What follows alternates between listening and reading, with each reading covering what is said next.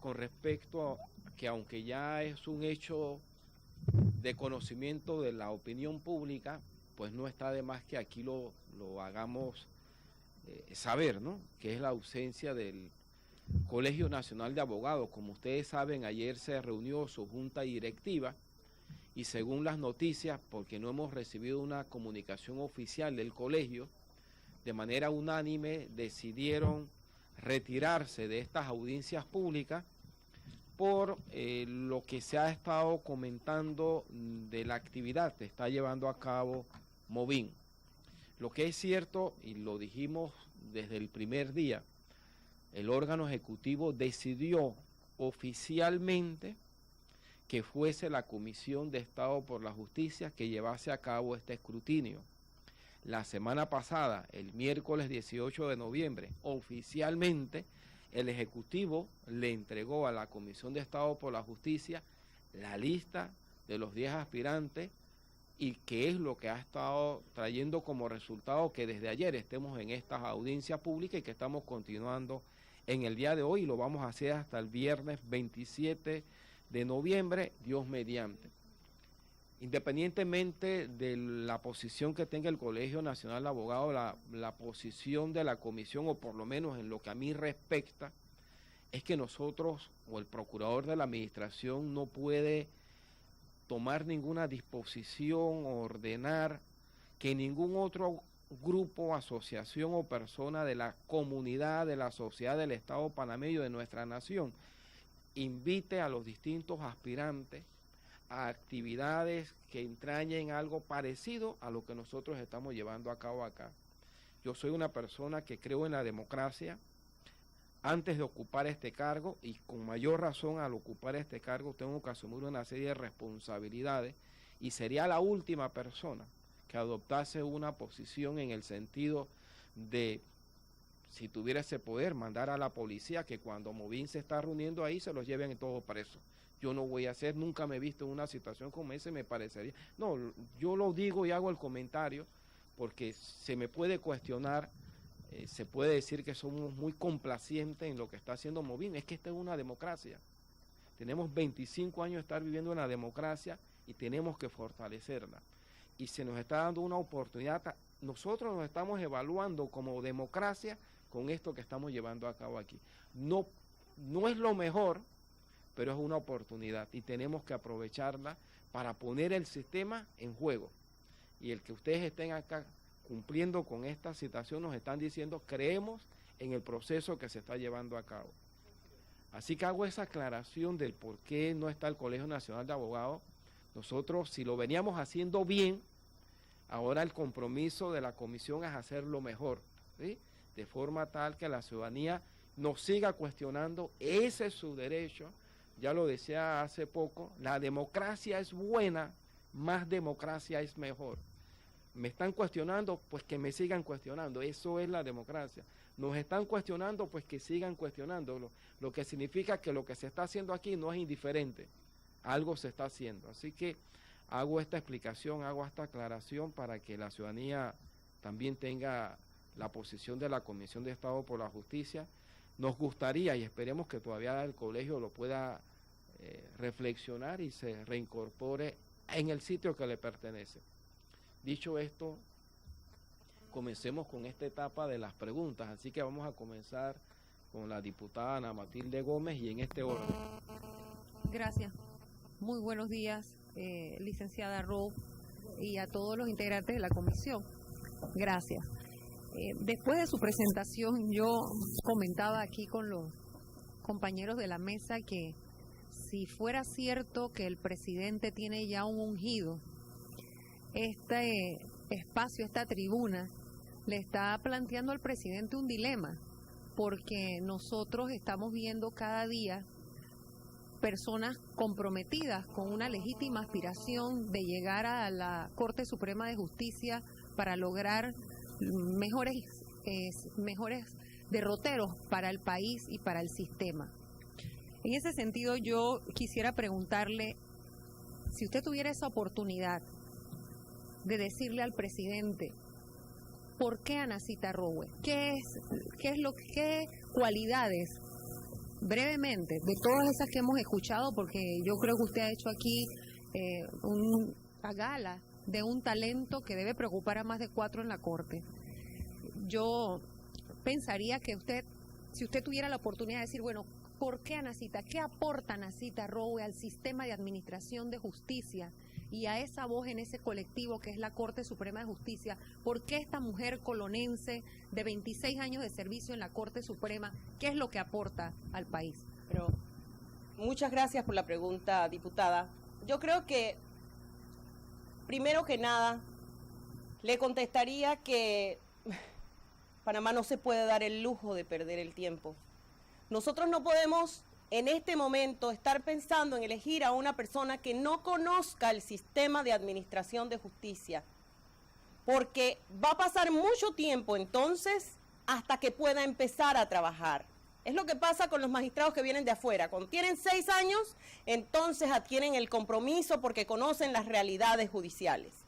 Nosotros, en mi caso, ya conozco el órgano judicial y me he preparado desde mi primer día de trabajo como juez para llegar a ser magistrada de la Corte, lo que significa que para la administración de personal en Anacita se tiene a una experta en recursos humanos, que para el tema de la administración institucional, Anacita se tiene a una persona que estudió administración de empresas, gobierno de las organizaciones, que estudió dirección.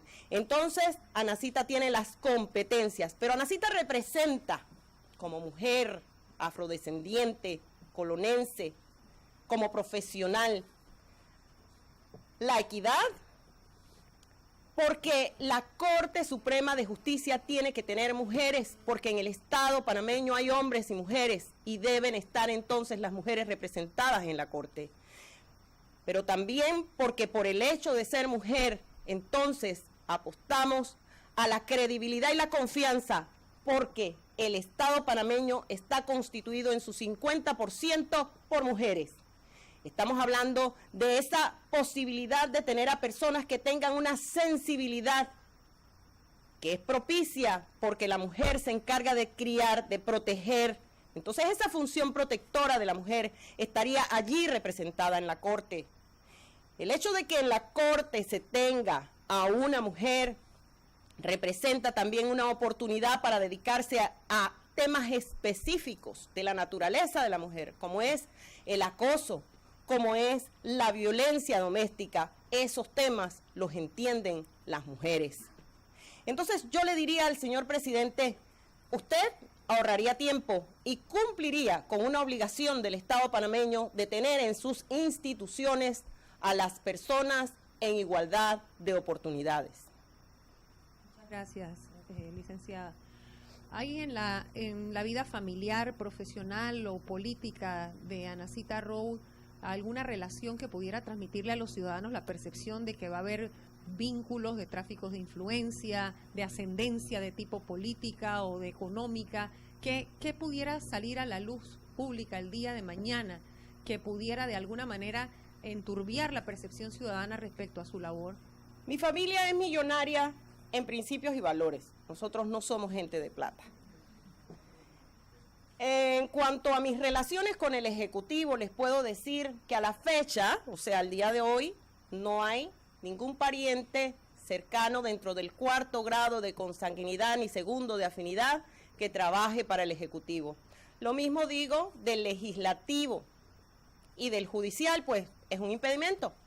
Nosotros no podemos trabajar con parientes dentro de la institución. Entonces, no tengo parientes, no tengo compromisos políticos, económicos, ni de ninguna índole con ninguno de los órganos del Estado. ¿Considera usted que ha hecho algún aporte a la defensa de los derechos humanos y a la democracia en Panamá? ¿Y qué haría de llegar a la Corte para posicionar el tema de los derechos humanos en el país, donde corresponde? Yo creo que Panamá debe contar, primero que nada, el aporte, para ir en el orden de la pregunta.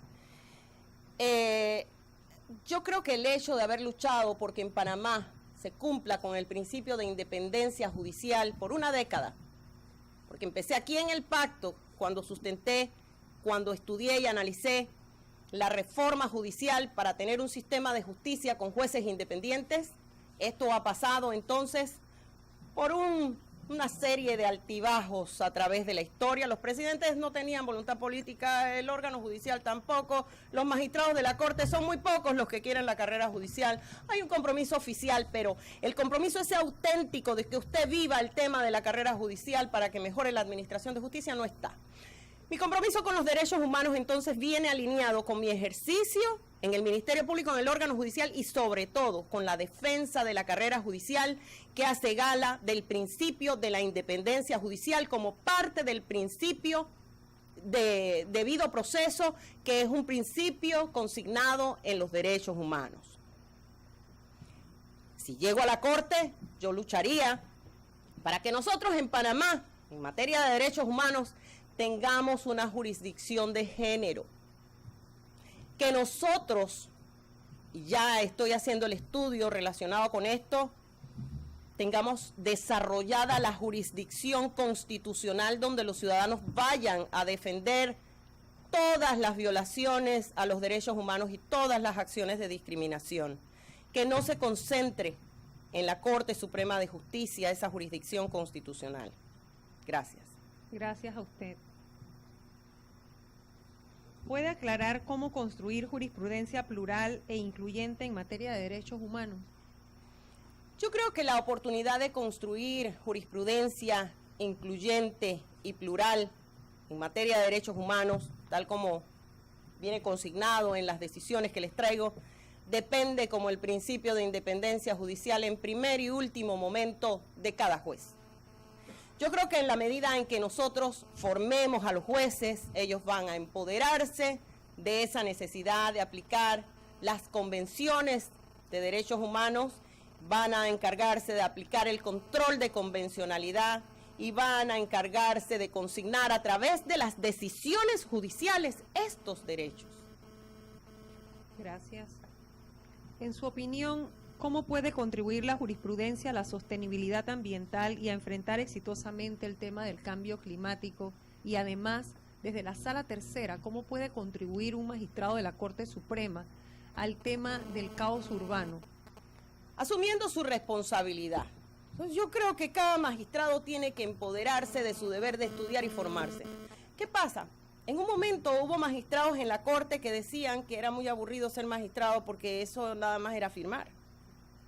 Los magistrados tienen que empoderarse de su misión de administrar justicia, tienen que redactar sus fallos, tienen que leer jurisprudencia, tienen que hacerse de estudios.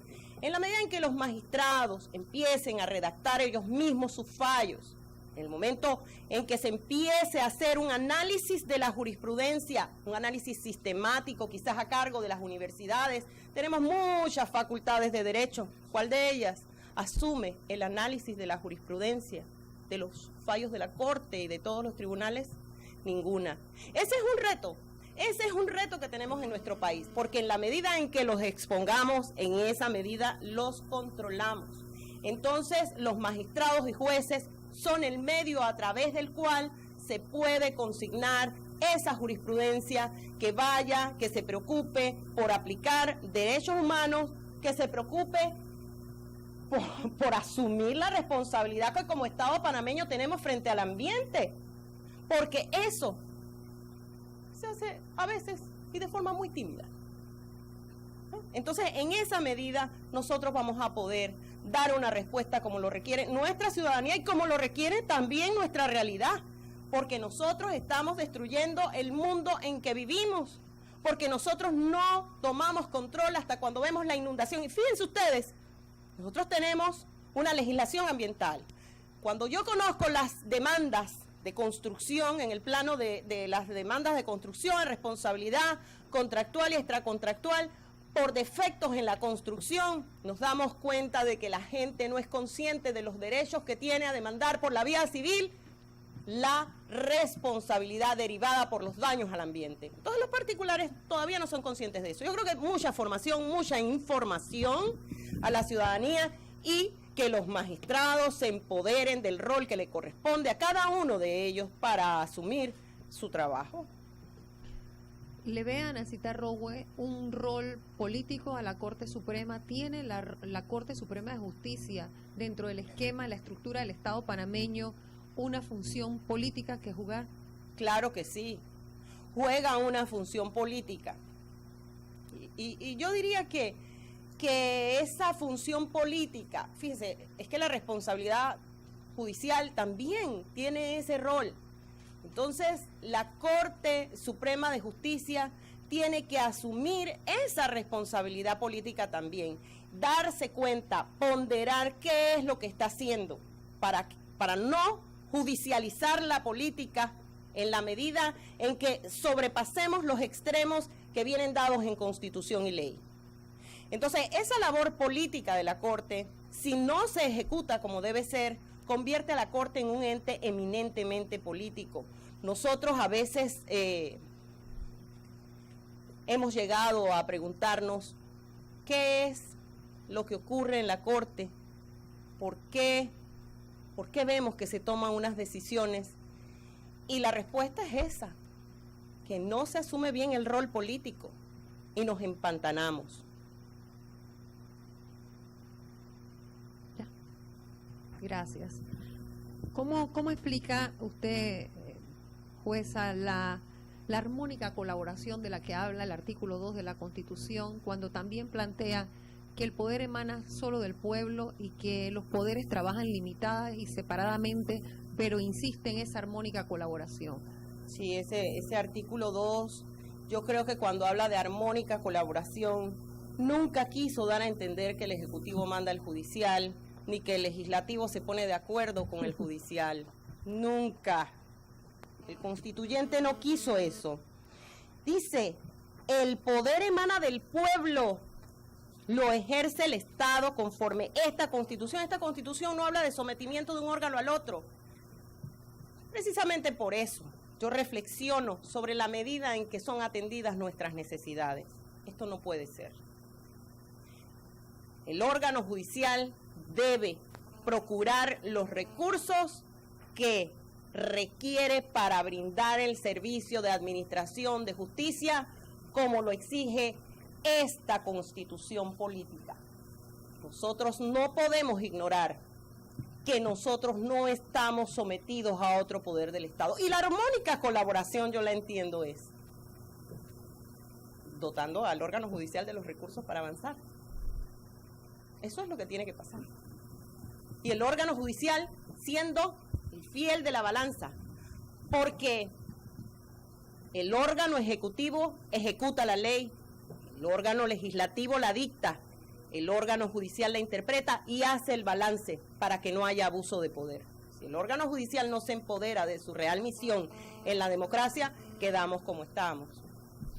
En la vida de Anacita Rowe, ¿qué es lo que ha sustentado sus ingresos económicamente para sustentar su vida hasta ahora en 10 años de carrera de ejercicio profesional? No nos vamos a sorprender el día de mañana si el presidente tuviera bien elegirla a usted y someterla al escrutinio de la Asamblea Nacional y que la Asamblea efectivamente la ratificara dentro de su facultad constitucional. No nos vamos a sorprender después con que hay una participación accionaria o Anacita Rowe salió beneficiada económicamente en un caso que falló durante estos 10 años. ¿Qué nos puedes decir al respecto? Bueno, que gracias. ¿Un tío? ¿Una donación de un tío? Ah, no, sí. Es que lo que pasa es que yo no tengo ni inventados ni reales tíos que me den plata. Eso, para dejarlo claro. Entonces, por los fallos judiciales, yo no he recibido más que el sueldo que me corresponde como jueza. Mis recursos vienen de mi trabajo. Yo no tengo cuentas bancarias. Tengo que pagar todavía parte de mis estudios. Ni siquiera de ahorro. Tengo cuenta de ahorro, pero no tengo cuenta cifrada ni nada por el estilo, ¿verdad? Entonces, lo que les quiero decir es que mi vida es sencilla y que no tengo ningún compromiso económico ni recibo ningún beneficio indebido. Muchas gracias, jueza. He concluido por ahora, señor procurador. Alianza. Buenos días. Nos dice usted que no ha vivido de su salario, ¿cierto? Perdón, nos dice usted que ha vivido de su salario durante todo este tiempo. Sí. Y que no tiene participación accionaria en No ninguna tengo. sociedad anónima. Pero ¿participa usted en alguna organización cívica, en algún club, Bueno, en algún partido político? Yo no me he inscrito nunca en un partido político. Yo no participo de ninguna organización cívica. Soy integrante de la Asociación de Magistradas y Juezas del Órgano Judicial de Panamá y soy miembro activa del Colegio Nacional de Abogados. Además, pertenezco a la Asociación de Magistrados y Jueces del Órgano Judicial de Panamá.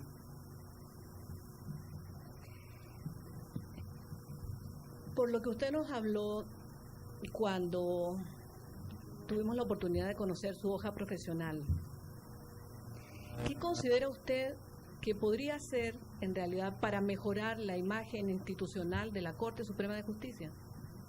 Bueno, para mejorar la imagen del órgano judicial hay que hacer varias cosas. Formar a los jueces, tener un representante de la imagen institucional que rinda cuentas, ¿sí? Un vocero institucional que rinda cuentas de inmediato sobre todos los temas judiciales. Un vocero institucional que más que periodista tenga formación integral en administración de justicia. Un vocero institucional que dé las noticias, llámese secretario general, como usted quiera, pero alguien tiene que dar la cara, ¿sí? Entonces, hay que, en esa planeación estratégica de la que hablé, uno de los indicadores, recuerden que los dos problemas graves del órgano judicial son la corrupción y la mora judicial. Entonces hay que atacarlos. La corrupción a través de una sanción severa de los actos de corrupción. Allí es importante tratar varios temas a la vez. La detección, la prevención, la disuasión y la sanción severa. Así se controla la corrupción. Entonces eso haría mejorar la imagen institucional. Por el otro lado, en cuanto a la mora judicial, tenemos que hacer un mapa judicial. Tenemos que actualizarnos en saber dónde hay mayor población y allí tenemos que crear los tribunales que corresponden. Nosotros tenemos que hacer un estudio sistemático de las necesidades institucionales y exigir el presupuesto que se requiere para implementar todos los juzgados que han sido creados y que están allí pendientes de implementar, así como todas las herramientas que sirvan para facilitar la gestión judicial. Estamos hablando de tecnología, nosotros usamos OpenOffice, yo no sé si alguien aquí sabe qué es OpenOffice, ese es un sistema gratuito de internet. En el Ministerio Público, hasta donde recuerdo, antes de que yo me fuera de allí, ya tenían Word. Entonces solo ese detalle nos va hablando de qué tenemos. Las computadoras se congelan, las computadoras se dañan, el personal se le quita a los tribunales. A mí me quitaron 2 funcionarios y jamás me los han devuelto. Entonces, esa no es una administración de justicia. Yo diría que esa es una situación de irrespeto a la ciudadanía, irrespeto a los usuarios, y eso no puede seguir. Entonces, la mora judicial se combate con formación a los jueces, con dotación de recursos, con apoyo logístico,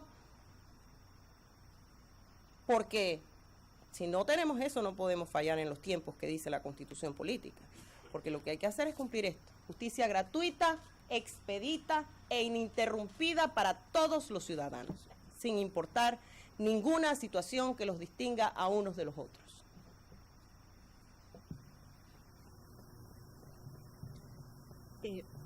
Quisiéramos saber también qué conocimientos tiene el sistema interamericano de justicia, de derechos humanos y de los convenios internacionales en materia de derechos ratificados por Panamá y el control de la convencionalidad. Muy bien. Yo tengo un diplomado, me he mencionado varios, pero no este, un diplomado en Derecho Constitucional, recientemente tomado en la Universidad Santa María la Antigua.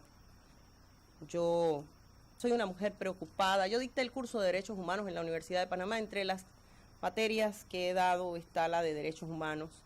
Yo soy una mujer preocupada, pero muy preocupada y comprometida con los derechos humanos de los ciudadanos, y por eso hablo del derecho de acceso a la justicia, que es lo que he venido a consignar en esta fecha. Ahí ustedes pueden ver mi tesis doctoral, y En ella yo abordo a profundidad un estudio que me tomó 4 años sobre los derechos humanos, sobre todo los relacionados con el debido proceso. Producto de mis estudios de doctorado en la Universidad de Rosario, Argentina, fui capacitada en materia de derechos humanos y se me exigió que estudiara la diferencia de los órganos de derechos humanos creados por la Comisión, en función de la Convención Americana de los Derechos Humanos. Está la Comisión Interamericana de Derechos Humanos y está la Corte Interamericana de Derechos Humanos. Nosotros aquí en Panamá tenemos una representante de la comisión, que es la magistrada Esmeralda Arosemena de Troitiño.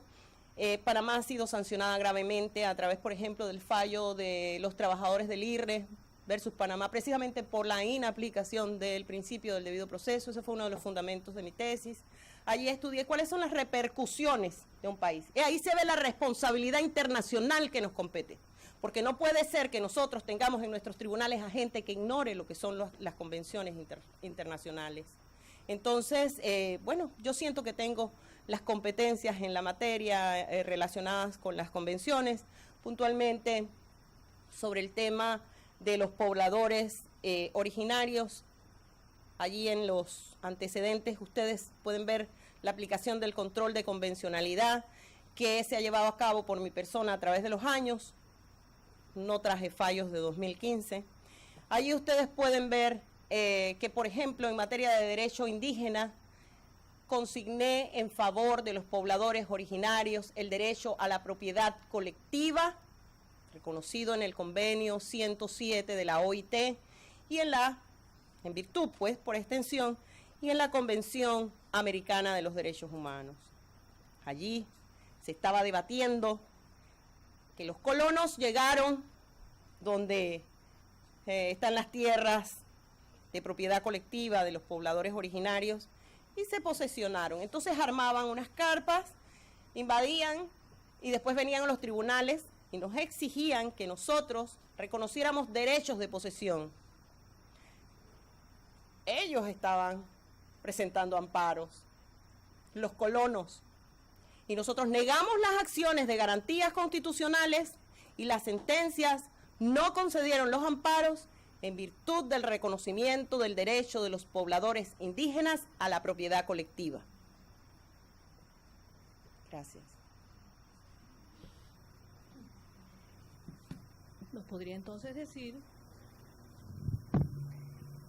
en el supuesto de que una decisión de la Corte Suprema de Justicia permitiera la destrucción de un ecosistema, la destrucción de un ecosistema, o provocar el desplazamiento forzoso de poblaciones indígenas campesinas, ¿cuál sería su propuesta de ponderación del beneficio privado frente al perjuicio colectivo? Sabe que los magistrados y jueces no podemos comprometer criterio. Aquí he manifestado que tengo un compromiso con los derechos humanos, que los conozco, los he impartido en mis clases, me he preparado en Derecho Constitucional, conozco las convenciones, las he aplicado. Creo que más o menos eso le puede decir qué tiene usted enfrente con esta magistrada de la Corte. ¿Eso contesta su pregunta? Bastante, porque no quiero comprometerla tampoco. Muy directa y muy sincera. Mi última pregunta sería, ¿cómo garantizaría usted la independencia en la prestación del servicio de administración de justicia? En la Ley 53 de 2015 nosotros traímos para Panamá una figura que está para los jueces en España. Se llama el amparo a la independencia.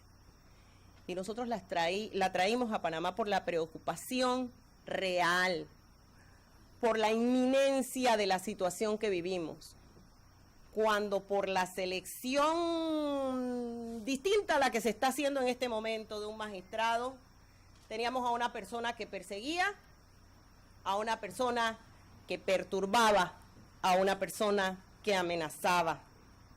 Fíjense que las amenazas que vienen de afuera, yo he tenido abogados que llegan enfrente de mí y me dicen, Cita, mejor es que tú no falles contra el candidato a presidente porque si no tu cabeza va a rodar. Y yo he contestado que ruede.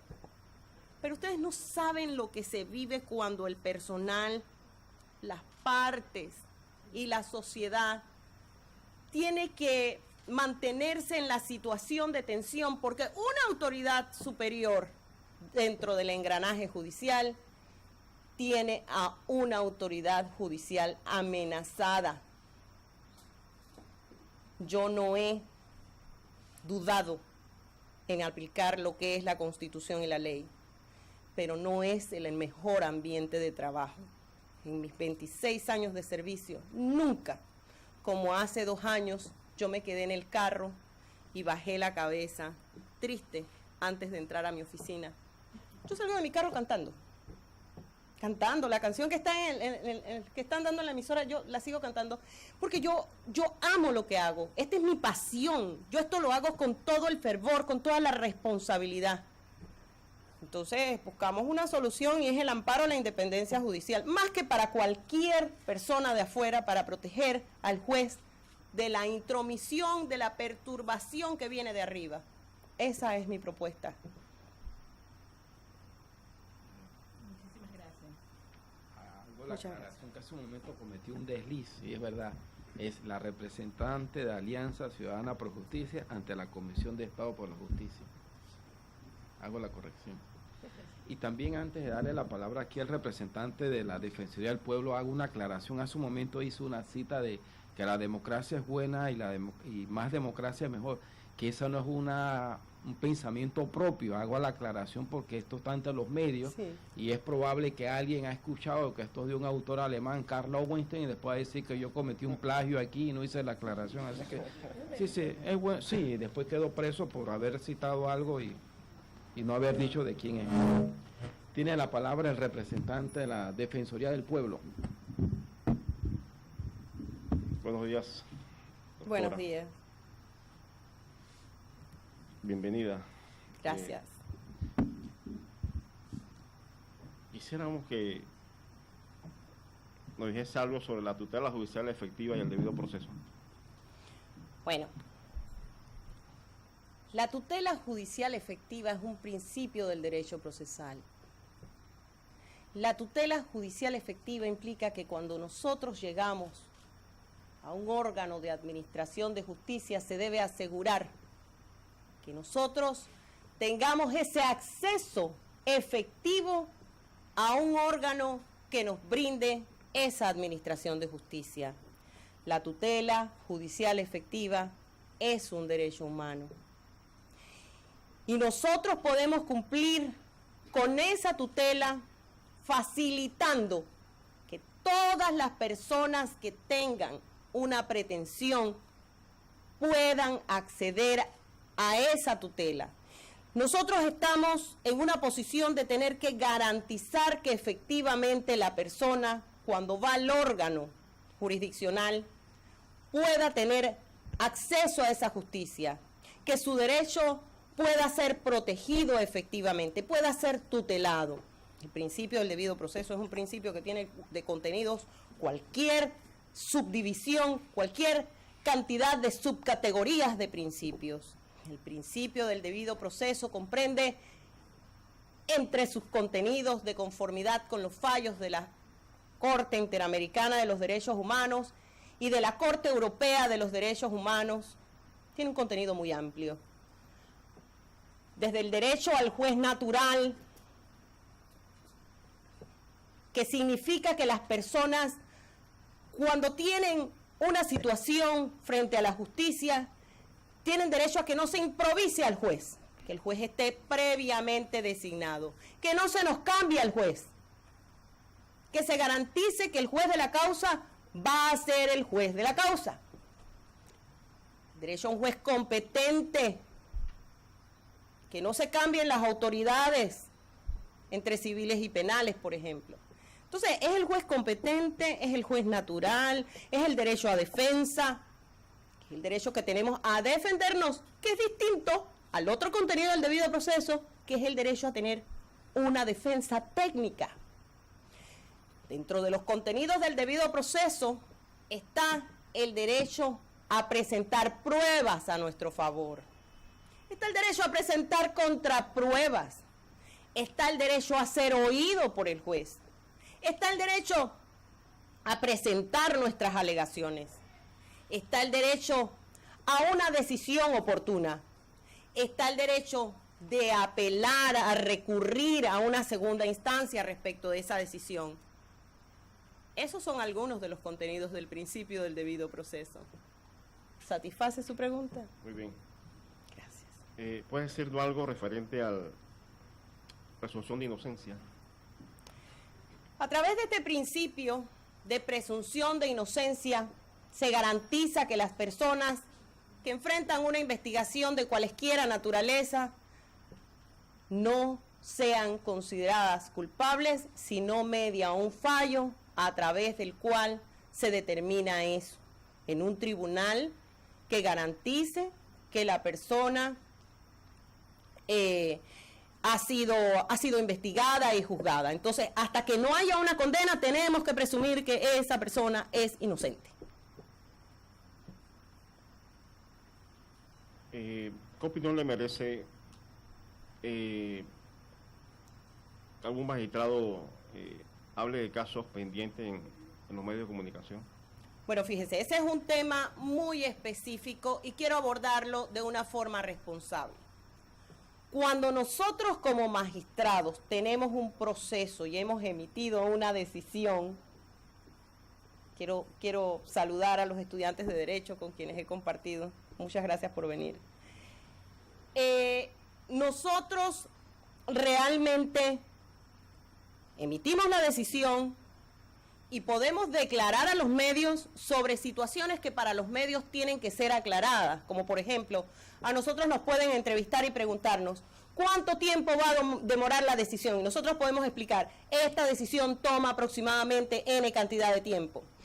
¿Qué otra cosa falta en el proceso? Nosotros podemos decir, falta la audiencia, falta que la persona se presente y aduzca pruebas, falta que se practiquen esas pruebas, después de allí viene un proceso para deliberación y nosotros tomamos la decisión. Y después la decisión se puede recurrir, sí se puede recurrir. ¿Cuál es la vía para recurso? En el artículo tal está consignada. Entonces, ese tipo de declaraciones se deben hacer, según mi punto de vista, porque la ciudadanía duda de todo y no tiene conocimiento. De allí a que usted le diga a la ciudadanía otros detalles como, bueno, yo estoy pensando condenar a esta gente porque es que aquí hay unas pruebas. Entonces depende, uno, del rol que usted juega. Porque recordemos que en este momento la Corte tiene, a su vez, fiscales, tiene tribunales de juicio, tiene jueces de garantía. Entonces, hablando del sistema penal acusatorio, estas autoridades, de acuerdo a lo que digan, pueden estar incurriendo o no en situaciones comprometedoras, en prejuzgamiento, ¿no? O en violación del principio de presunción de inocencia, por ejemplo, que nosotros acabamos de abordar. Entonces, vaya, que si usted me pregunta que si un magistrado se manifiesta sobre un caso, yo tendría que decirle, eso depende. ¿Qué es lo que dice el magistrado? Por casualidad, ¿usted ha visitado alguna cárcel en Panamá? ¿Cómo no? La primera vez que visité una cárcel fue cuando trabajaba en el Ministerio Público. Los secretarios éramos los que hacíamos la visita de cárcel. Y también, en la universidad, en el Ministerio Público y alguna vez en el órgano judicial. ¿Se ha dado cuenta, pues, que nuestras cárceles son verdaderos depósitos humanos? Así es. Muchos de ellos han hecho trámites ante la Corte Suprema de Justicia pidiendo mejora en su ubicación, han interpuesto habeas corpus y hoy por hoy los habeas corpus como un recurso ordinario más para la Corte ha demorado años. ¿Qué opina usted de esto? Bueno, yo lo que les puedo decir es lo que yo he hecho en mis años de experiencia. Los amparos, y aquí está mi asistente, se resuelven en el mismo día en que se instauran. En el mismo día. Si se presenta hoy, se admite hoy, se pide el informe. Cuando llega el informe, ese día nos quedamos en sesión permanente y se queda todo el tribunal y decidimos el amparo. Eso es lo que yo le puedo decir de mi gestión. Lo que pienso de que un amparo, un habeas corpus, una acción constitucional de esta naturaleza que implica la vulneración de, digamos que por una parte implica el peligro de estar violentando derechos humanos. Yo personalmente tengo el criterio de que deben atenderse en sesión permanente. En sesión permanente, porque es que yo no encuentro norma que diga lo contrario. Entonces yo no encuentro explicación que usted me diga que no, que está en lectura, que no, que pasaron 4 años. Esto para mí no puede ser de conformidad con el derecho vigente. ¿A qué sala aspira? A las 2. Bien, como la respuesta es a las 2, usted se ha podido dar cuenta que hoy por hoy hay un sinnúmero de exfuncionarios que esperan justicia, pues que se le, en este caso, si se le comprueba pues que el despido fue injustificado, espera pues que la Corte, Sala Tercera, se pronuncie para el pago de sus derechos. Y hoy por hoy duerme sueño eterno. ¿Usted haría lo posible para que estos ciudadanos se le haga valer sus derechos?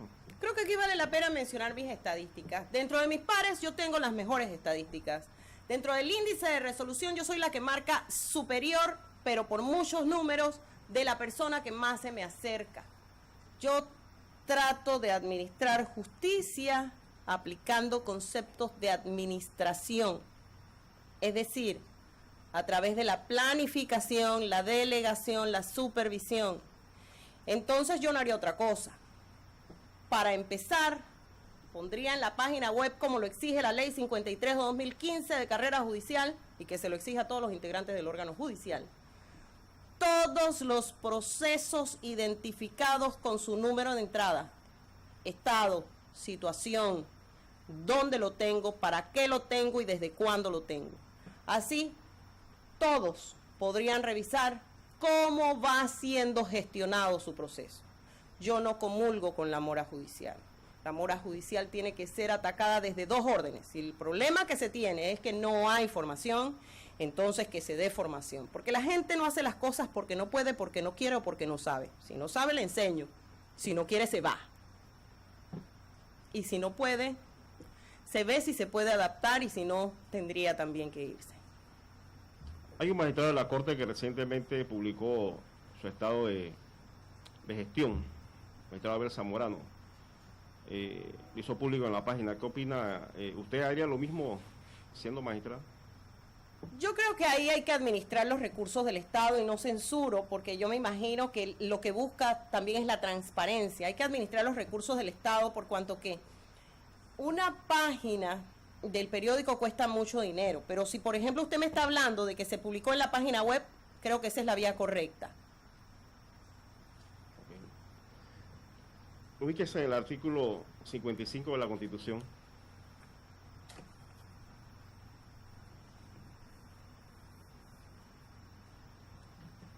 Usted nos manifiesta que usted maneja el bloque de la convencionalidad. La pregunta es, en el evento que se dé ese caso que presenta la Constitución política, un estado de necesidad, y un ciudadano es arrestado por un miembro de la fuerza pública, y los familiares o los abogados interponen un recurso de habeas corpus, ¿usted qué haría ante la Corte? La verdad es que yo conocería el recurso por el derecho humano que está en juego. Ya ha habido fallos de la Corte Interamericana referente a que se debe reconocer ese derecho. Claro que sí. Aunque estén suprimidas las garantías constitucionales. Así es. Una preguntita, la última pregunta por ahora. ¿Qué opina del artículo 304 de la Constitución? ¿Deben cumplir los funcionarios de jerarquía? ¿Se cumplirá? ¿Usted lo cumplirá? El presidente y vicepresidente de la República, magistrados, la declaración patrimonial. Sí, correcto. Sí, de hecho, bueno, acuérdense que esta norma habla de que al inicio y al final del periodo. Yo tengo la mía y bueno, mis bienes no han cambiado. Son los mismos de cuando hice la primera declaración, nada más que el carro es de otro modelo y lo estoy pagando. Entonces, claro que sí. De hecho, le voy a decir una cosa. El desarrollo de esta norma impone a los magistrados de corte y a todas las autoridades judiciales a hacer una declaración anual y publicarlo en la página electrónica del órgano judicial. se ha hecho. Obligación por la ley 53. Empieza a regir a partir, o sea, se hace en enero de cada año. Así que en enero, todos los que trabajamos en el órgano judicial tenemos que cumplir con ese formulario. De hecho, le comento algo. Yo formo parte de la Comisión de Implementación para la Carrera Judicial, creada mediante acuerdo de la Corte recientemente, y la encargada de hacer ese formulario dentro de la comisión ya lo hizo. Así que está hecho el formulario y estamos alistando todo para ponerlo a tiempo en la página web y que todo el mundo sepa que tiene que llenarlo, sea subalterno, sea jefe de despacho, sea administrativo, sea del área judicial, sea magistrado de corte o portero. Ubíquese el artículo 12 de la Constitución.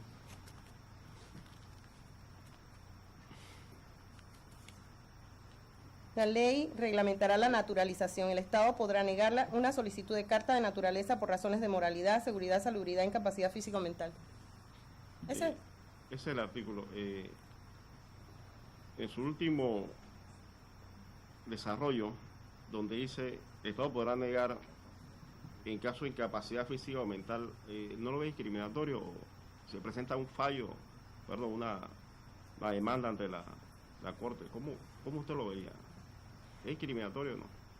Da toda la impresión. Da toda la impresión. Una última pregunta. Ya la última, por ahora.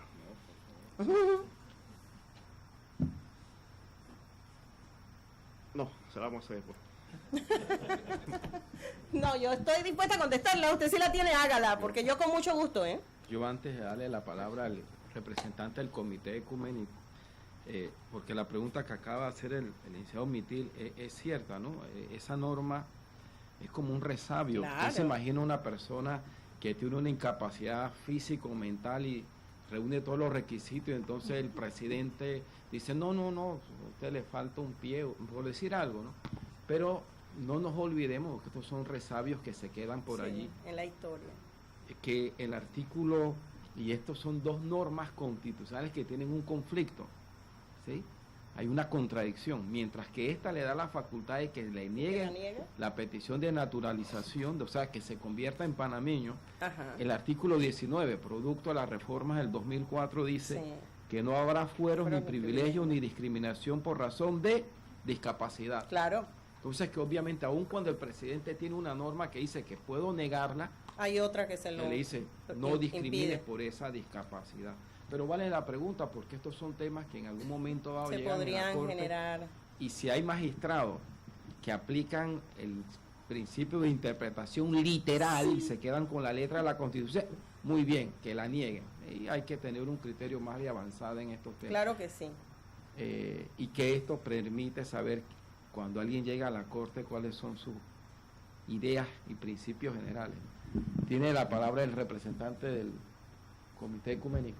Muchas gracias. Buenos días. Buenos días. Un placer saludarle. Muchas gracias, igualmente para mí. Yo simplemente le voy a hacer una sola pregunta. Y una sola pregunta que también tiene que ver con dos preguntas que se nos ha pedido a la mesa que se la hagamos a todos los que participan y que son candidatos a ocupar el cargo de magistrados de la Corte Suprema. Hacen mención al matrimonio y hacen mención a todo lo derivado en cuanto a la vida del ser humano. Usted ha hecho mención también a cambiar ese modelo de administrar la justicia. Incluso nos habló que hay un colapso de ella.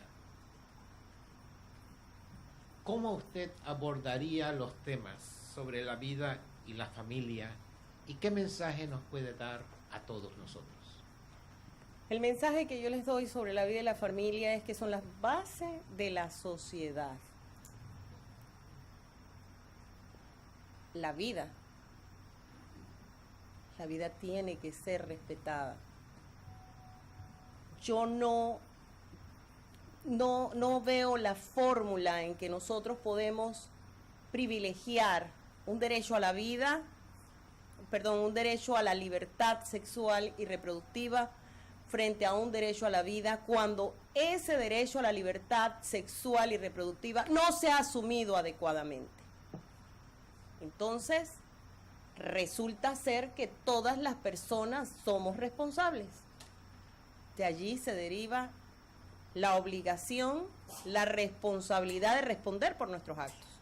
Y aquí respondemos más que ante una autoridad, ante nosotros mismos. Entonces, entran en juego una serie de responsabilidades. Yo pienso que la ley es la ley en materia, lo que tenemos al momento en materia de protección a la vida, y la ley hay que respetarla. Sobre la familia ha evolucionado, pero no puede dejar de ser la familia. Sí, tenemos la familia extendida, ¿verdad? Tenemos varias fórmulas de familia. Entonces, respecto a lo que nosotros decidamos de con quién compartir nuestra vida, estamos decidiendo nosotros. Y por esa razón no debemos ser discriminados, sin que ello implique que nosotros vamos a romper estructuras y a salirnos de la línea de nuestra evolución para saltar a situaciones sin primero generar las respuestas, los consensos de lo que quiere la sociedad panameña, ¿verdad? Entonces, en esa transformación de la justicia, yo he hablado de volver la justicia una herramienta, la administración de justicia, una herramienta para que la justicia llegue a la ciudadanía. Nada de lo que ha afirmado significa trastocar nuestro orden como sociedad panameña. Aquí lo que tiene que imperar es lo que quiere Panamá, en materia de reforma judicial. Y si me pregunta, yo atiendo un caso y tengo que equilibrar, tengo que ponderar cuál es el derecho que privilegia. Y cuando usted me habla del derecho a la vida, el derecho a la vida para mí ocupa un lugar preponderante. A usted.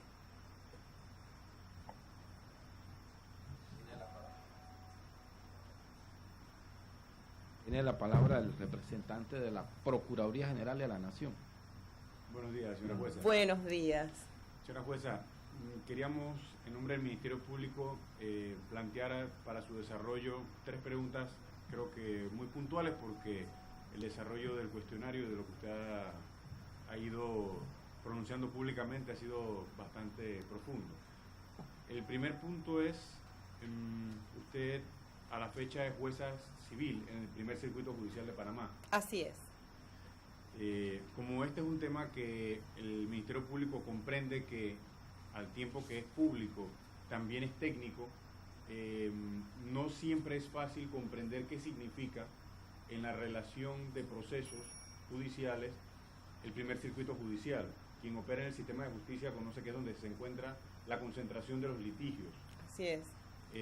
Por esa razón, la pregunta que el Ministerio Público le quiere proponer es, usted como jueza podría facilitarnos, podría expresar ese concepto que técnicamente en derecho se le refiere a la relación, que no es más que la lista o el número, los procesos que se encuentran en su despacho en este momento, a cuánto asciende, es voluminoso, si no lo es, si tiene procesos que tienen mucho tiempo, sea por la complejidad, y la pregunta dice relación con su posición, su experiencia con relación al problema de la mora judicial. Como usted ha señalado, un problema serio que el Consenso Ciudadano lo refiere, ¿no? Pero a fin de poder ilustrar sobre ese tema, la pregunta es, por tanto, que usted nos pueda dar un poco la experiencia y, por tanto, cómo considera usted debe ser atacado el problema de la mora judicial. Bien, entonces me ha hecho las 2 preguntas, ¿cierto? Sí. Muy bien. La primera, que tiene que ver con las estadísticas judiciales. Yo le he consignado aquí a los comisionados del Pacto de Estado mi relación de procesos. Yo pedí un informe especial a estadísticas antes de venirme para acá. Allí ustedes pueden ver la cantidad de expedientes que ingresan, la cantidad de expedientes resueltos y los expedientes que me quedan. Allí se ve cómo en el juzgado tercero de circuito civil se tiene la relación de expedientes que da como resultado la menor pendencia. ¿Cómo es que se elaboran las estadísticas? Las estadísticas no toman en cuenta el nombre de las partes, sino la cantidad de procesos de cada tipo. Entonces, respecto a los procesos ingresados, a los procesos pendientes, se suman los procesos que ingresan en el periodo. De allí, entonces, se le restan los procesos que salen y se dice cuál es la pendencia. Yo tengo actualmente 192 expedientes. Ahora mismo tengo un suplente en el despacho porque, como expliqué, fui designada en la Comisión de Implementación de la Carrera Judicial en situación de servicios especiales para la Administración de Justicia y, por tanto, no sé exactamente cuántos expedientes hay en el despacho, pero lo último que había lo traje allí. Hasta que terminé el último día de noviembre, yo era la que mantenía la menor cantidad de procesos pendientes y la cantidad de sentencias que yo he dictado supera, yo diría que más o menos por 1/3 a la persona que más se me acerca. Ahí está todo analizado por los expertos en estadísticas a quienes nosotros les mandamos los informes de todos los expedientes. Sí, con relación a la segunda pregunta. Ajá, entonces la segunda, ¿cierto? Sí. La segunda es cómo nosotros afrontamos el tema de la mora judicial, porque es que esto no es casual. En un momento en el órgano judicial se nos capacitó en planificación efectiva del tiempo. Se nos capacitó también en priorizar las cosas más importantes. Yo estudié administración de empresas. Entonces, estas 3 herramientas yo las he puesto en práctica. ¿Qué hago? Yo agarro la agenda del tribunal y planifico la práctica de pruebas de martes a jueves. Lunes y viernes no se fijan pruebas. En las tardes no se fijan diligencias judiciales. ¿Por qué? Porque si me paso todo el tiempo practicando pruebas, no voy a tener tiempo para revisar los expedientes. O sea, mi personal, yo tengo de oficiales mayores ganando un sueldo que no se merecen, tengo de asistente ganando un sueldo que no se merecen, de alguacil y secretaria, todos son personas idóneas, son abogados. Entonces les gusta trabajar conmigo porque aprenden. Estas personas tienen delegación, tienen compromisos. En mi escritorio, que es una mesa redonda, se ubican las medidas cautelares, los procesos ordinarios, los procesos de ejecución, de acuerdo a fechas y de acuerdo a la naturaleza de los procesos. Los procesos en los juzgados de circuito civil, gracias a un sistema en el que pude participar de identificación de expedientes, tienen unas marquitas que nos dicen qué tipo de proceso se trata. Y ya yo apenas lo veo, sé su urgencia. Es más, con ese número de identificación que tiene 4 dígitos y varios colores, entonces yo sé qué expediente es, sé de qué se trata. Ahí se ponen diariamente de 70 a 100 expedientes para revisar. Además de eso, hay un trabajo especial con el asistente, que es el que hace los proyectos de sentencia. Con el asistente yo tengo reuniones periódicas, reuniones diarias. Con él, entonces, recibo la información de todo el trámite y nosotros dos discutimos las normas que vamos a aplicar en el fallo. Entonces, él, que tiene una maravillosa redacción, ojalá que no me lo quiten, él, entonces, redacta el proyecto y me hace anotación de dónde tengo los elementos que hay que revisar. Yo hago una revisión del expediente, reviso el proyecto y entonces se suscribe la sentencia. Todos nosotros trabajamos 2 horas del mediodía donadas al Estado, porque no se sale al mediodía. Y lo hacen con amor, lo hacen con alegría. Entonces ellos tienen, yo trato de dispensarles el respeto y de hacerlos parte de un equipo. Todas las decisiones que se adoptan en los expedientes son por consulta y retroinformación.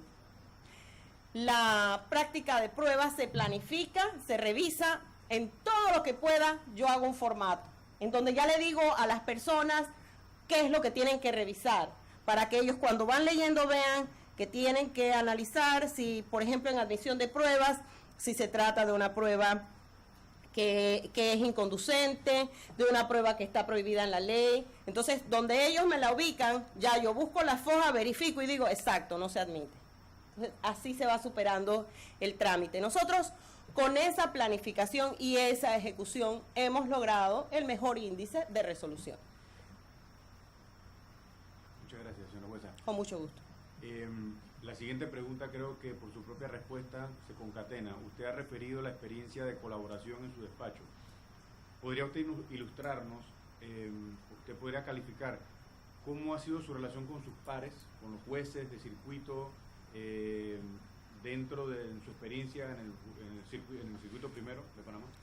Oiga, mire, yo le mando un proyecto a la juez siguiente en orden numérico y me lo revisa el mismo día, porque nosotros hacemos sala, actuamos como tribunal colegiado. Entonces, cuando yo mando un proyecto de segunda instancia, me lo revisa el mismo día. Y después lo mando al otro juzgado y me lo revisa el mismo día. Entonces, es gente que trabaja con armonía, gente que quiere que las cosas salgan. Jamás yo le puedo decir que no, que me aguantaron un expediente, me los demoraron. Llegué a tener una compañera de trabajo que me demoró una segunda instancia 2 años, pero la verdad es que en la actualidad yo trabajo muy bien con mis compañeros de trabajo. Fíjese que también nosotros en pleno hemos decidido cómo se debe asumir el registro único de entradas, ¿verdad? Y hemos tratado de conseguir todos juntos, hemos hecho notas para conseguir los recursos que necesitamos. De hecho, nosotros todos juntos solicitamos más personal porque con 2 oficiales mayores no se puede avanzar en los juzgados de circuito. Ya le digo que mi personal adiciona esa cuota de sacrificio en beneficio de la sociedad panameña para poder tener un trabajo más o menos aceptable y poder presentarle un resultado a los usuarios en un menor tiempo. Pero, por ejemplo, el proceso judicial está destinado a tener un cuello de botella en la práctica de pruebas porque un solo juez tiene que practicar todas las pruebas. Entonces, ese es el cuello de botella y por eso le hablo de modernizar el proceso judicial en todos sus órdenes. Incluso yo pienso que debíamos trascender a la oralidad como eje transversal de la administración de justicia.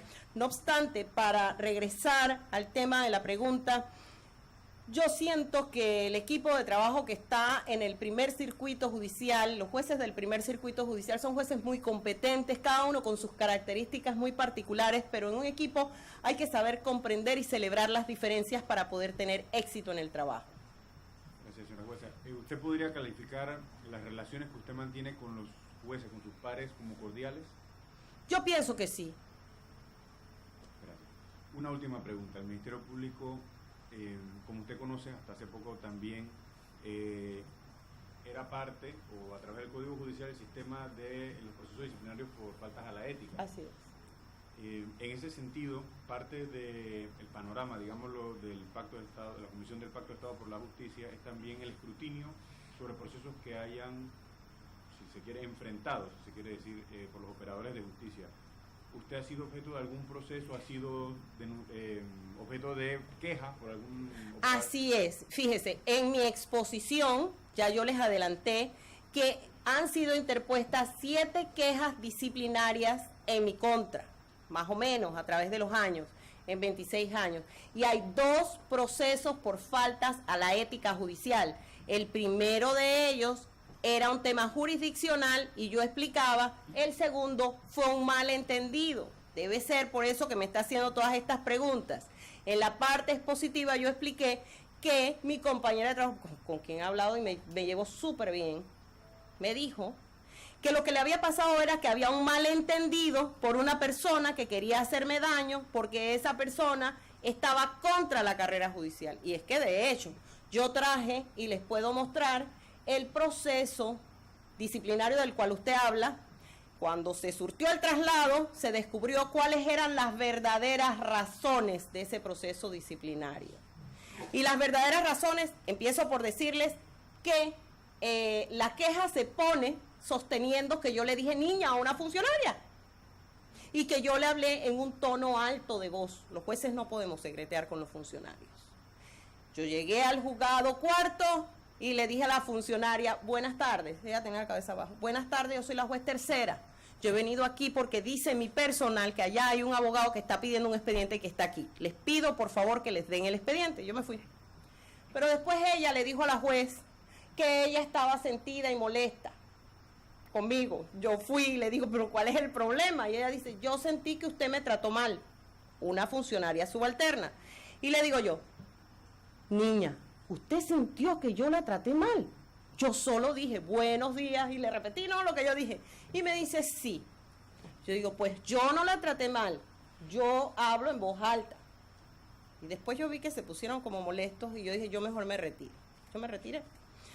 Pasaron los meses, pero ya yo había metido mi solicitud ante el Ejecutivo para que me declarara idónea para participar en este concurso. Y la persona que por 10 años se ha opuesto a la carrera judicial, que es el abogado, tanto en el proceso de la magistrada que actuó ayer, aquí frente a ustedes, como en el proceso ese del que está hablando, me dijo la funcionaria que lo que pasó era que había hablado con ella y le había pedido que me pusiera la queja, que eso la tenía muy mal y que ella quería desistir. Esa queja fue archivada porque ella dijo que era un malentendido. Ese es ahí está, la tengo, yo la puedo consignar para que ustedes vean. De hecho, yo no sé cuál fue el verdadero motivo pero ella me dijo que, y le digo, antes, durante y después, mi relación con la juez cuarta de circuito civil es la mejor. Yo no tengo problemas con es más, yo le dije, pero tú, ¿por qué hiciste eso? Y ella me contestó, lo que pasa es que a mí me utilizaron. Y yo sé que yo tengo enemigos internos. Nuestros enemigos, yo diría que son de alto nivel en la institución. Porque hemos luchado por la carrera. ¿Ustedes saben por qué? Porque a través de la carrera judicial se busca que haya evaluación del desempeño. Se busca que los magistrados pongan en la web sus procesos. Se busca, pero todos, por eso, cuando la fuerza viene contra la carrera judicial, contra la ley 53 de 2015, y cuando viene el disgusto por lo que nosotros estamos haciendo, viene con fuerza y viene de arriba. Entonces, en la carrera judicial se consigna la obligación de someterse todos a la evaluación del desempeño. Todos al proceso disciplinario ante la Jurisdicción de Integridad y Transparencia, y respecto a los magistrados de la Corte rigen las mismas faltas y el mismo procedimiento ante la autoridad competente, que sería la Asamblea Nacional. Entonces, este tema es fuerte, porque nosotros tenemos que publicar en la web todos los procesos y decir por qué están morosos. Y yo he asumido esa lucha por 10 años. Producto de eso, tengo algunos enemigos, ¿verdad? Porque además se va a auditar, todos los despachos judiciales van a ser motivo de audito. Entonces esto no es fácil. No es fácil asumir el rol protagónico de defender la transparencia en el órgano judicial.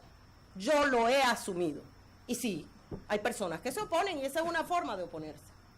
Pero yo lo dije a esta audiencia cuando estaba exponiendo en la primera oportunidad, que ese proceso había sido archivado porque, digo, definitivamente, a usted le pudieron haber hablado de ese proceso y ya el representante de la Defensoría del Pueblo habló del principio de presunción de inocencia. A mí nadie me ha declarado culpable de ningún proceso ético, ni disciplinario, ni penal.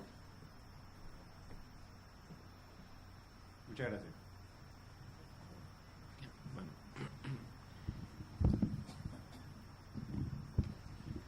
Bueno, casualmente, y aunque ya lo explica Anacita, perdón, ya lo explicaste aquí, por responsabilidad y darle y ser consecuente con las reglas que se han establecido, tengo que hacer referencia a que en efecto se nos hizo llegar a los miembros de la Comisión de Estado por la Justicia lo referente a ese proceso contra la ética, ¿no? Y nada más dejamos consignado esto porque después no quiero que se diga que abrimos el compás, que se hiciera llegar cualquier tipo de inconformidad o queja y después nosotros no la hicimos pública, ¿no? Que aunque ya lo acabas de mencionar aquí, pues simplemente lo dejamos consignado que en efecto...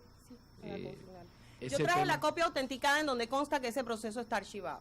No, nada más lo mencionaba porque acuérdense que el papel de la comisión no es erigirse en un tribunal, sino es para dejar clara ante la opinión pública cualquier tipo de situación como esta, para que se sepa que se le puso de conocimiento, en tu caso como aspirante, pero nosotros no vamos a constituirnos aquí ahora a que nos muestre cada uno los detalles. No, esa no es la idea, sino que la opinión pública... Por lo menos que usted vea, y los restos de los comisionados, que se trata de un proceso archivado. Yo les traje las certificaciones de que no tengo proceso pendiente ni ante el Colegio de Abogados ni ante el órgano judicial, y también traje la copia autenticada que consta que el proceso se archivó. Así es como se hace, Anacita. Lo que queremos es que la ciudadanía sepa que no se ocultó en absoluto ninguna situación que alguien considere puede empañar tu trayectoria o tu aspiración como magistrada, y aquí se hizo público de manera tal pues que no hay nada que ocultar, y vuelvo y señalo que la comisión no va a adoptar una posición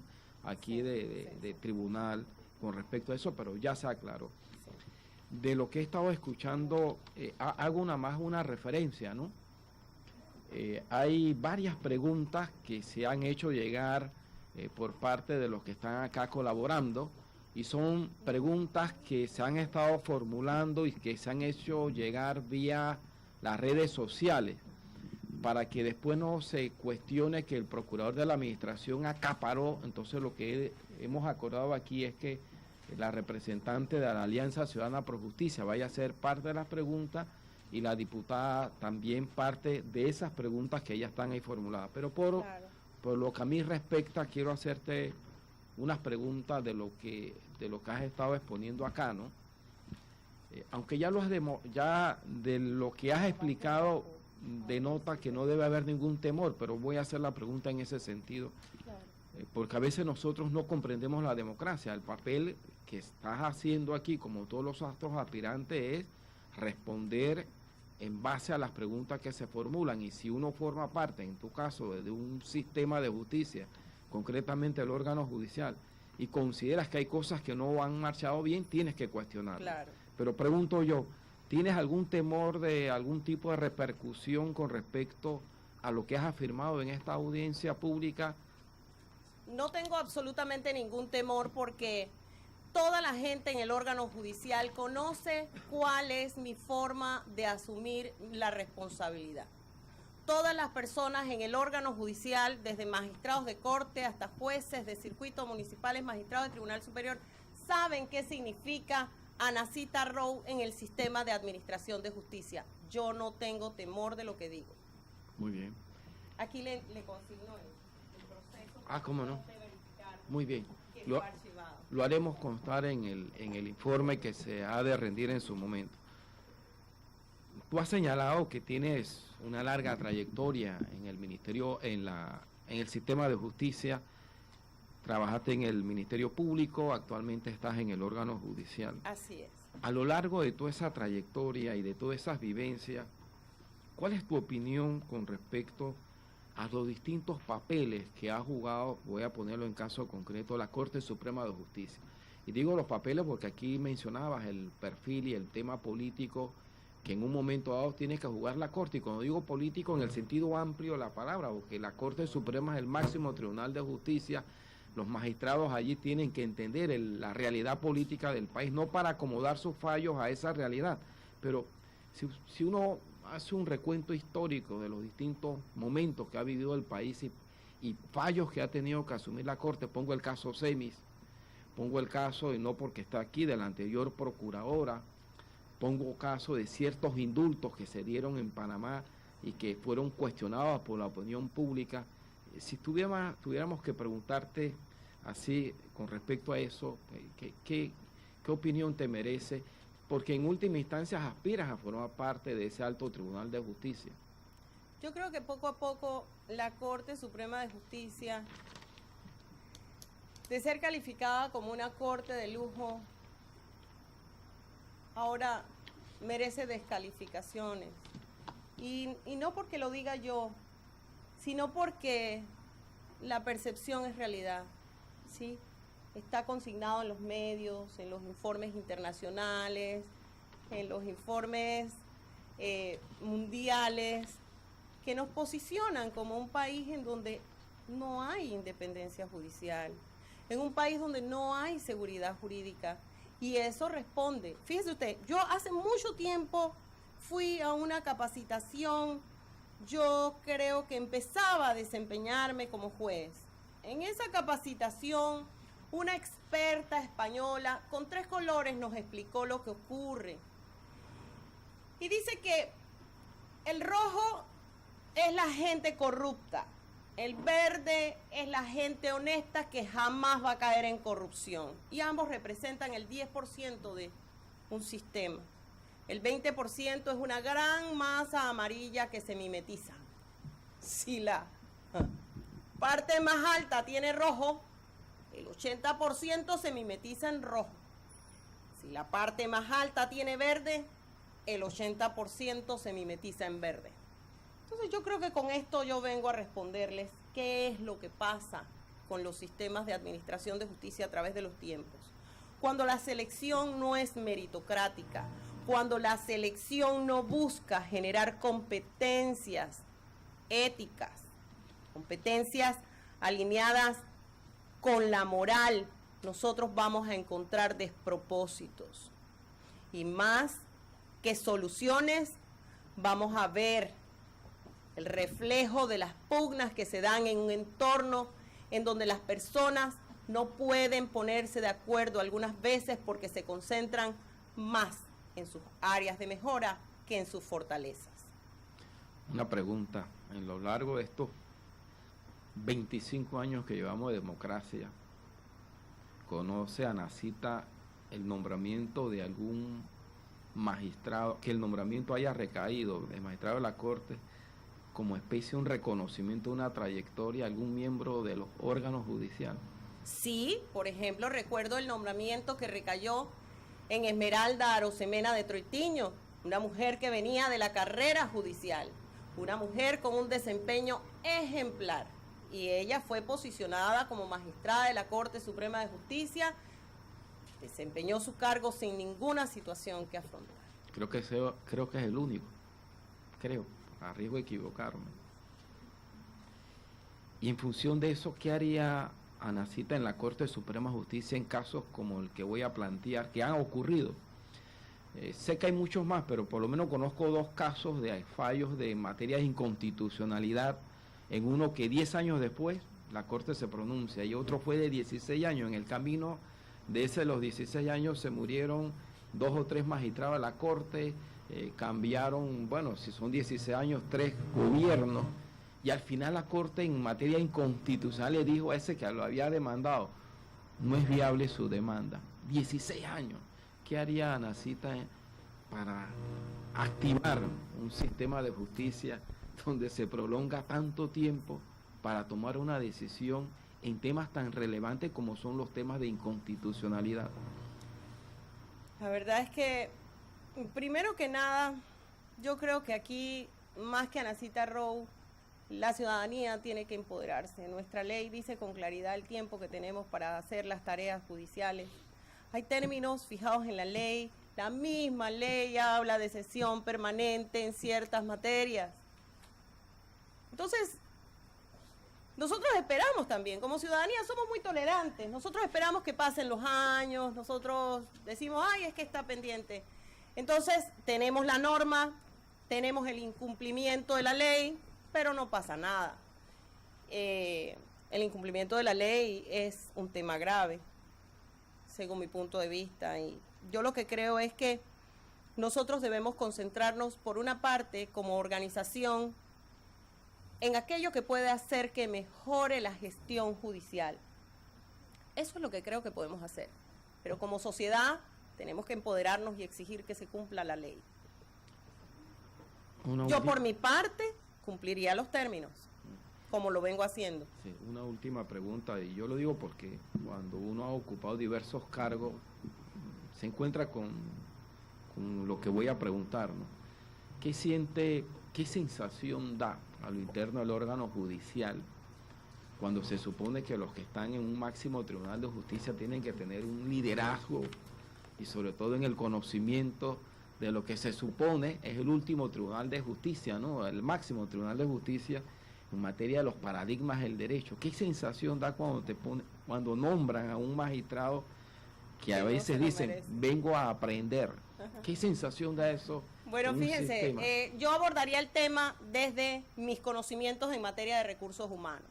Hoy en día, la gente busca trabajos en donde los superiores tengan autoridad moral y liderazgo.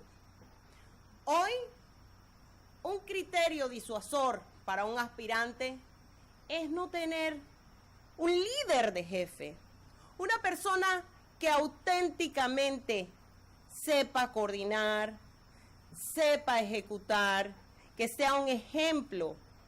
Las organizaciones para poder, y fíjense ustedes que cambió el nombre de recursos humanos a capital humano, para poder conseguir a los mejores tienen que tener líderes que sean la marca, que se distingan en ese liderazgo, que sea un liderazgo auténtico, no autoritario.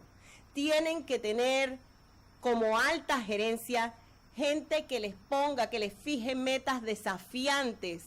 Cuando las personas capacitadas y competentes se encuentran con líderes que no cumplen esas condiciones y que solo son líderes por autoridad, entonces nosotros tenemos una fuga de talento. Y en ese sentido es que puedo contestarle la pregunta. Muy bien. Voy a pasarle la palabra a la representante ante la Comisión de Alianza Ciudadana Pro Justicia para que haga las preguntas que han hecho llegar acá y que sean formuladas vía los medios. Bueno, preguntas del público y hechas a través de la web, ¿no? La primera que nos hicieron llegar nos pareció súper interesante porque estamos entrevistándola a usted, que es una dama. La pregunta dice, ¿por qué obligatoriamente tiene que ser una dama magistrada en la Corte Suprema de Justicia? ¿Por lucha de género? ¿Por derechos adquiridos? ¿Por paridad? Yo diría que tiene que ser mujer porque nosotros no tenemos representación femenina en la Corte. Tiene que ser mujer por el tema de la igualdad. También tiene que ser mujer por el tema de la credibilidad y la confianza. En los tres poderes del Estado panameño tiene que haber esa representación porque nosotros somos un país con el 50% de mujeres. No estar en la Corte es negar esa oportunidad de credibilidad y confianza en el sistema. Además, tiene que ver con nuestro rol protector. Nosotros nos ocuparíamos de temas que tienen que ver con comunidades marginadas, por ejemplo. Siento que también es un tema que se alinea con lo que es importante para las mujeres. La naturaleza de la mujer es la que hace que tome conciencia de que una mujer es más susceptible de los delitos de violencia, que una mujer es más susceptible de las situaciones de acoso y de hostigamiento. Entonces, en función de eso, es que tiene que ser una mujer. Yo siento que también es importante rescatar que bajo el concepto de los recursos humanos, los equipos de trabajo integrados a su vez por hombres y mujeres son más efectivos en sus resultados que los equipos integrados solo por hombres o solo por mujeres. Gracias. También de las preguntas que se recogen en las redes sociales y que está aquí un equipo de jóvenes transmitiéndonos por escrito todo lo que están recogiendo de las inquietudes del público que está observando este proceso. Se preguntan si usted sería capaz de trabajar en equipo en la Corte Suprema de Justicia, tomando en consideración que a lo largo de los años hemos visto una gran cantidad de conflictos entre magistrados, además lamentablemente hasta se ha sabido públicamente hasta de situaciones de violencia física en el pleno de la Corte Suprema de Justicia, que si usted sería capaz de trabajar en equipo y que de alguna actuación suya empañar la imagen de la Corte, que alguna actuación suya en su vida privada y que fuera público o en su actuación como magistrada de la Corte si fuera designada y ratificada por la Asamblea, ¿usted qué haría en ese momento si con su comportamiento se afecta la imagen del colectivo? Bien. A la primera pregunta, bueno, ustedes saben, yo he formado gente en trabajo en equipo. Yo creo que la importancia de integrar un colectivo como sería la Corte Suprema de Justicia es concentrarnos en nuestras fortalezas. Yo conozco que uno de los magistrados es académico, otro de los magistrados le gusta estudiar, otro de los magistrados se dedica mucho a hacer un trabajo minucioso. Hay otro de los magistrados que quiere que la Corte se reconozca por su avance en materia de derechos humanos. Hay otro magistrado que le gusta luchar porque se consigan las cosas que procuran la mejora del sistema de administración de justicia. Entonces, si nos concentramos en las fortalezas, vamos a construir todos juntos. Entonces, yo creo que a partir de allí nosotros podemos establecer una fórmula de comunicación que sea verdaderamente efectiva, porque la comunicación se corta en la medida en que nosotros, en lugar de concentrarnos en las fortalezas, lo hacemos en las debilidades. Y empezamos a recriminarnos unos a otros, esos equipos son disfuncionales. Yo creo que si cada uno va conociendo que el otro sabe de sus fortalezas y sabe que puede contribuir a mejorar ese estado de cosas deplorable, entonces nosotros vamos a poder trabajar en equipo y mejorar la Corte Suprema de Justicia y la imagen institucional, ¿verdad? Entonces yo creo que ese es un reto. La gente que va a trabajar en equipo tiene que saber cómo hacerlo. Yo creo que la fórmula sería, más que nada, preocuparnos por integrar, por tolerar y por celebrar las diferencias positivas. La otra pregunta, porque me hizo dos. O sea, que si se empaña la imagen del órgano judicial con mi presencia. Yo les quiero decir que eso yo no lo veo en la medida de lo posible. O sea, yo puedo creer que alguien, y les digo que uno está sometido al escrutinio por eso todos los días, a alguien se le puede ocurrir presentar una denuncia, presentar una queja, pero hay que asumir, hay que acudir, hay que defenderse, hay que dar la cara, hay que ir a los medios. Pero ya les dije, y no por la Corte, ¿ah? Yo soy una mujer que se debe a los principios y valores que le enseñó su madre. Yo no me puedo dar el lujo de caer en corrupción.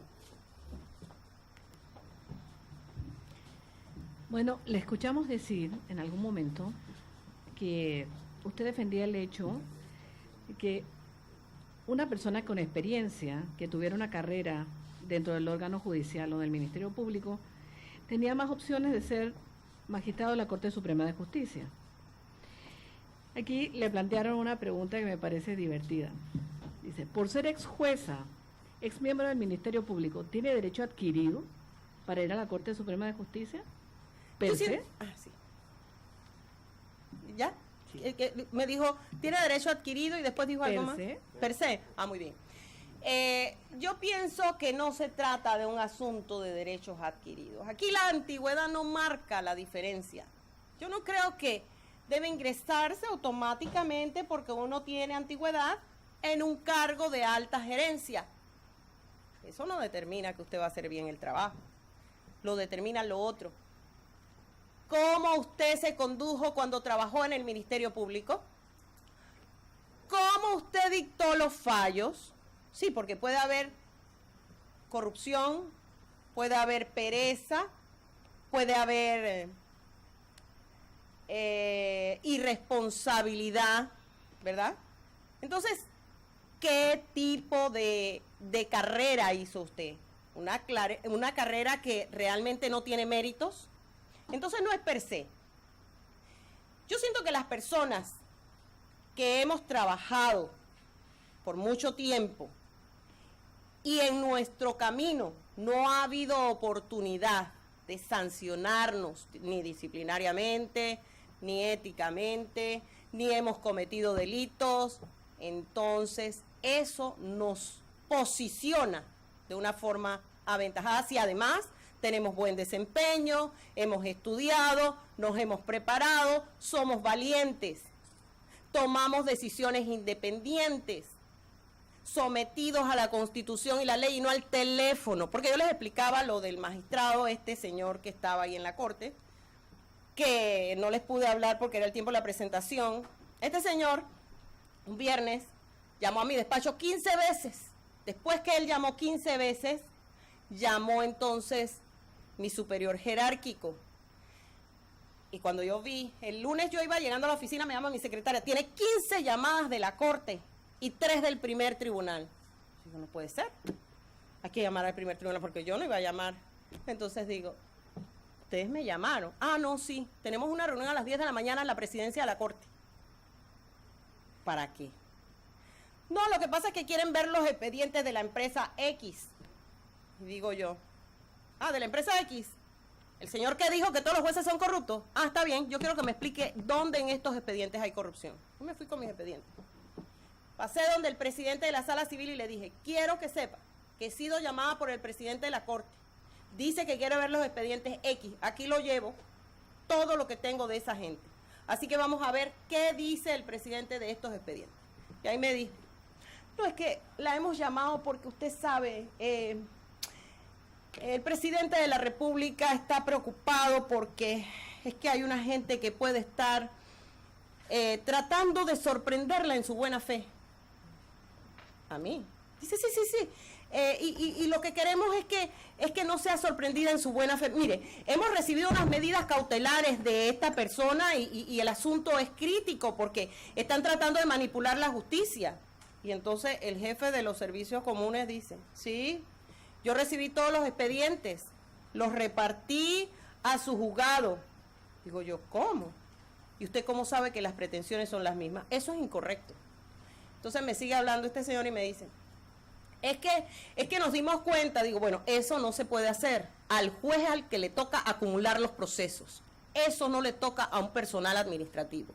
Eso por una parte. Y por otra, dígale a ese señor que está preocupado, que digo yo que no tiene por qué preocuparse porque yo fallo de acuerdo a la Constitución y la ley. Pero yo quiero aprovechar para decirle otra cosa también a usted. Usted anda declarando en los medios de comunicación que todos los jueces somos corruptos y yo tengo un hijo que ve noticias. Así que hágame el favor y sáqueme de ese saco, porque yo no soy una juez corrupta. Dice, sí, nosotros sabemos, nosotros hemos estudiado quién es usted y nosotros estamos recibiendo información de inteligencia. Entonces ya yo me fui y sí empezaron tensiones porque ya yo no era como que, no le seguía lo que quería entonces la corte, que era manipular en ese momento los expedientes, ¿no? Yo creo que eso es importante, que esas cosas deben marcar a las personas que tienen las capacidades para asumir la alta gerencia en el órgano judicial. Una pregunta después de esta anécdota del episodio tan desagradable y desafortunado, casi delictivo, que plantea la jueza. Usted ya era miembro de la Asociación de Magistrados Jueces. Usted llevó este planteamiento, ¿hubo alguna decisión? A todos nos queda muy claro que era una actuación delictiva por parte del presidente de la Corte. Y que si estuvieron en esa reunión, eso es lo que le iba a preguntar, o sea, ¿qué ocurrió después de eso? Yo creo que pudo haber tentativa, pero no se llegó a manipular la decisión judicial, ¿verdad? Entonces, la decisión se pronunció totalmente a través del principio de independencia judicial, pero yo sabía que si ese era el presidente de la Corte y los magistrados tenían temor y el procurador había sido designado por el mismo que me dijeron que estaba dando ese mensaje. Entonces, mis vías de escape, ¿cuáles fueron? Y por eso las manifesté aquí. Yo me reuní con la comisionada de las Naciones Unidas como relatora para la independencia judicial y le puse en conocimiento. Miren, en mi celular yo llegué a recibir mensajes de que sabían dónde yo estaba en el momento en que yo estaba reunida en algún lugar. Entonces yo digo, bueno, si saben, que sepan bien. Y me fui donde la comisionada de Derechos Humanos aquí en Panamá y sostuve la reunión con la comisionada de las Naciones Unidas, relatora para la independencia judicial. De forma que yo me sentí protegida en el plano internacional porque yo sentía que aquí en el plano nacional no había forma humana de protegerme. Pausa, vamos a continuar para agotar todas las preguntas. Me toca a mí, ¿no? Como coordinador, es que vamos a hacer una pausa porque ya se cumplió el tiempo de del canal 11, de la señal que tiene que dar, nada más hacemos un pequeñito receso, ellos suspenden la transmisión aquí, pero vamos a continuar. Está bien. Porque ¿Cómo la no? audiencia tiene que terminar de manera formal, ¿no? Así Claro. que 2 minutos nada más. Sí, sí, por eso vamos a terminarla.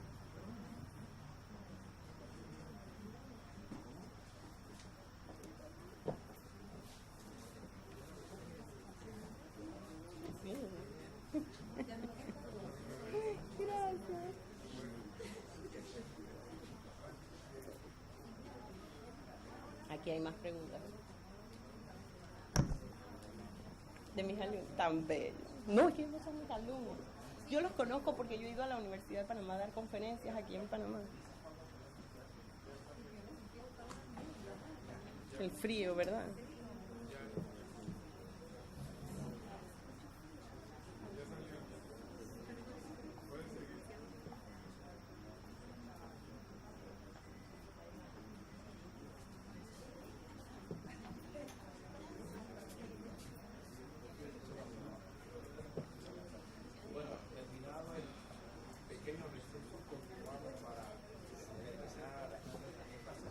Con mucho gusto.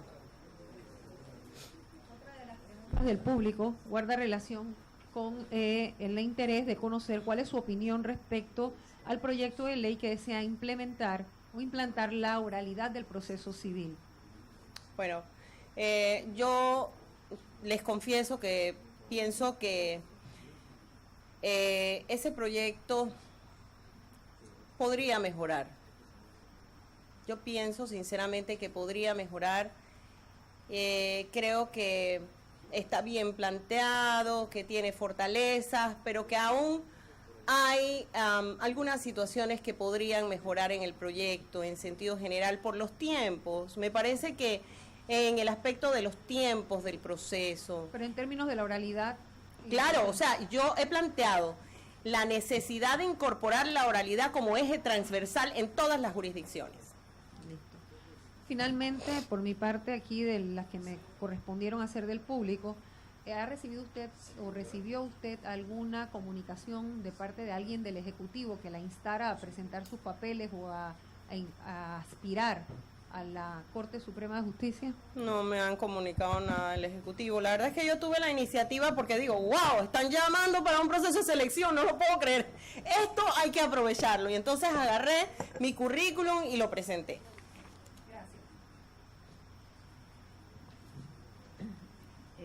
Licenciada, usted nos habló aquí de una situación de corrupción, ¿sí? De una situación que en realidad afecta a la imagen de la Corte. Entonces, el público ha hecho 2 preguntas relacionadas con corrupción. ¿Ha presentado alguna denuncia de corrupción en el pasado contra algún funcionario que usted sabe cometió o pudo haber cometido un delito o una falta? Bien. ¿O ha sido cómplice del sistema? Bien, lo que he hecho es que cada vez que me he dado cuenta que se ha cometido un acto de corrupción, lo pongo en conocimiento de la autoridad. Ya les digo, yo siento que en esa conversación en donde se trató de manipular la decisión judicial, eso quedó en tentativa, no se logró, y ahí hay un tema bien delicado. Aquí en este país, el que va a estar afirmando que alguien dijo algo, mejor que tenga pruebas, ¿verdad? Entonces había que ver quién iba a probar lo que yo estaba diciendo. Era mejor ponerlo en conocimiento de las autoridades internacionales. Puntualmente sobre sí he presentado denuncias en el Ministerio Público. He presentado durante mi ejercicio varias denuncias. Por ejemplo, cuando yo fui designada como juez tercera Circuito Civil de Panamá, a mí me tocó trabajar en un juzgado donde una persona que se había desempeñado como juez había firmado el endoso de los certificados de garantía a favor del portero, junto con un oficial mayor que actuaba como secretario. Cuando yo me senté en el puesto, que yo vi lo que había ocurrido, y lo vi porque había un caso anterior en donde un funcionario había llegado con la banda de los Sagrados de Ancón al juzgado tercero, habían firmado los certificados sí, y los habían llevado al Banco Nacional de Panamá. Y allí en el Banco Nacional de Panamá le dijeron no. Fíjense, este sujeto era hijo de una funcionaria. Llegó después de las 5. Saltó, eran unas paredes que llegaban a medio nivel, saltó las paredes. Como él estaba siempre con su mamá en el juzgado, entonces él saltó las paredes porque ya sabía dónde la mamá guardaba los certificados. Entonces llegó con la mamá, llegó a buscar donde la mamá los guardaba, sacó $36,000 en certificados de garantía y se fue a cambiarlo al Banco Nacional. Le dijeron, no, eso necesita la firma del juez y el sello y la firma del secretario.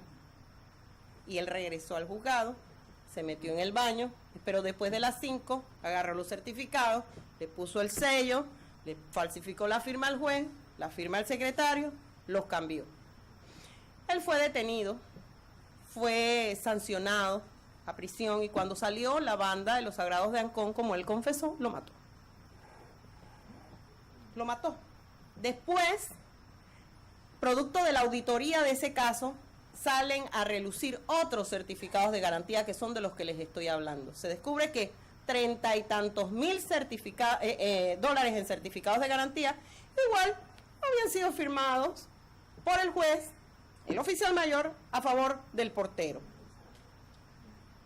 Y yo fui donde el magistrado presidente de la Corte y le expliqué lo que estaba ocurriendo. Él me acompañó, los dos presentamos la denuncia en ese momento, acompañados del gerente del Banco Nacional de Panamá. Y ese es uno apenas de tantos casos. Yo trabajé con una funcionaria que recibió $3,000 de un abogado que era el suplente, pero en el tiempo que ya había dejado de ser suplente. Entonces, cuando a mí me llega la información, yo la confronto y ella me dice, ay, sí, juez. Digo, pero yo le he dicho a usted que ni una pastilla, porque en el juzgado tercero, y ustedes lo tienen que saber, no se puede recibir ni una pastilla, ni un chocolate. Un abogado se disgustó muchísimo porque yo dije que no importaba que su nieta hubiese nacido, yo no podía recibir los chocolates. Pero es que yo tengo historia en eso. El tema es que yo he sido una persona muy responsable y muy cumplidora de mis deberes éticos y de mis deberes como funcionaria de la Administración de Justicia. En el Ministerio Público, precisamente por esa actitud, nosotros, todo el despacho se libró de una sanción disciplinaria porque habíamos trabajado al mediodía y en ese mediodía era un banco parte en el proceso y en ese mediodía entonces el banco mandó a comprar pollo para nosotros. Nosotros teníamos hambre y me decían los funcionarios, ay, Licen, pero es que huele tan rico. No, hagan el oficio y devuelvan ese pollo. Y ustedes saben que después el abogado de la contraparte presentó una queja diciendo que nosotros habíamos recibido pollo de la contraparte y nos libramos por mi oficio, en donde habíamos devuelto el pollo al muchacho que llevaba el pollo del Kentucky. Entonces, bien jovencita, yo aprendí que era mejor ser así, ¿no? Ya yo venía formada en mi casa y yo asumí que debía ser así en mi trabajo también. Entonces, sí, he vivido denunciando actos de corrupción, y no solamente de funcionarios, sino también de abogados. Yo veo la irregularidad y la denuncio. El Ministerio Público, entonces, hace su investigación. ¿Significa eso, licenciada Rowe, que la ciudadanía puede dormir tranquila? Porque si usted llega a ser magistrado de la Corte, ¿estaría dispuesta a denunciar algún acto de corrupción de otro magistrado? Así es. Yo no voy a ser cómplice de ningún magistrado de la Corte Suprema de Justicia, ni de nadie que infrinja la ley.